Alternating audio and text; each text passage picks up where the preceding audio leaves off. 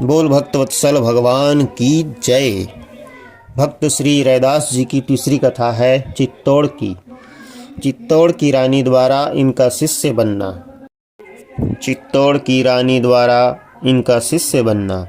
चित्तौड़ नगर में झाली नाम की एक रानी रहती थी। किसी गुरु से उसने कान में मंत्र नहीं लिया था। वह काशी आई और श्री रैदास जी के सुयश को सुनकर एवं दर्शन मात्र से सद्गुरु बुद्धि आने पर उनकी शिष्या हो गई। उसके साथ बहुत से ब्राह्मण थे। यह समाचार सुनते ही द्वेषवश उनके शरीर में आग सी लग गई। वे सब लोगों की भीड़ को लेकर राजा के पास गए और कहा, रैदास को दीक्षा देने का अधिकार नहीं है। उन्होंने अनधिकार चेष्टा की है, आप न्याय करें। तब राजा ने रैदास जी को बुलवाया और भगवान की मूर्ति को सिंहासन पर विराजमान कराकर कहा, बुलाने से भगवान जिसके पास चले जाएंगे वही उनकी सेवा का और उनके मंत्र को देने का अधिकारी समझा जाएगा। ब्राह्मणों ने सस्वर वेद पाठ करके भगवान का आवाहन किया, किंतु भगवान उनके पास नहीं गए। पश्चाताप श्री रैदास जी ने पतित पावन नाम आज प्रकट की जय यह पद गाया।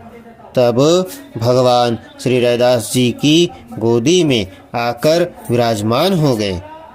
झाली रानी के बुलाने पर श्री रैदास जी चित्तौड़ को पधारे। रानी ने बड़ा भारी स्वागत किया और बहुत सा धन तथा वस्त्र न्यौछावर किए। साधुओं के विशाल भंडारे हुए। यह सुनकर बहुत से ब्राह्मण भी पधारे। उन्होंने भंडारे में भोजन करना स्वीकार नहीं किया, इसलिए इन्हें सीधा सामान दिया गया। ब्राह्मणों ने रसोई की और जब भोजन करने के लिए बैठे तो उन्हें पंक्ति में दो ब्राह्मणों के बीच में एक रैदास बैठे दिखाई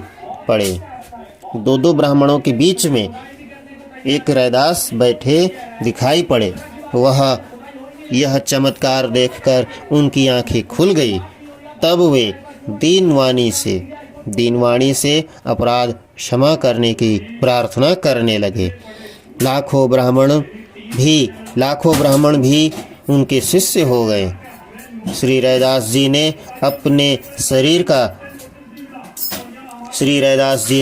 अपने शरीर की त्वचा को चीरकर सोने का यज्ञोपवीत सबको दिखाया। इससे सबको विश्वास हो गया कि ये दिव्य पुरुष हैं। बोल भक्तवत्सल भगवान की जय। भक्त और भगवान की जय। श्री रैदास जी महाराज की जय हो।